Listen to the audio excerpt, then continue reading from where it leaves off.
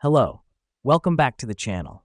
Today we dive right into how to use Notion for scheduling your social media posts.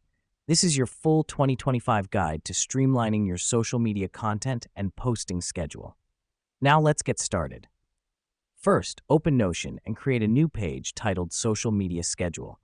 The reason we do this is to have a centralized location for all your social media planning.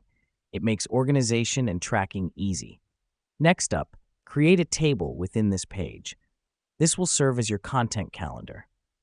Your table should have columns for the date, platform, post details, and status. Now that we've done that, let me explain why this matters.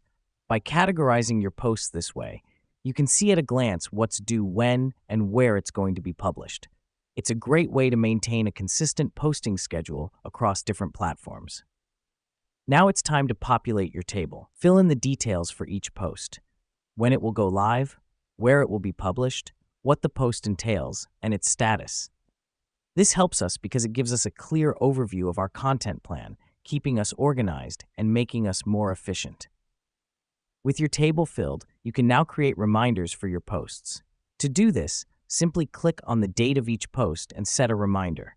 This is crucial because it ensures you never miss a post. Notion will notify you when it's time to post, making the process practically foolproof. Lastly, don't forget to update the status of each post after it's been published. This allows you to track what's been done and what's upcoming. Here's what's happening behind the scenes. As you keep your table up to date, you're creating a live, visual document of your social media efforts. And there you have it. You've just mastered using Notion for scheduling your social media posts. It's a simple yet powerful tool that can streamline your content planning and ensure consistency across all your platforms. Thank you for being with us today. Until next time, keep your content organized and your posts consistent.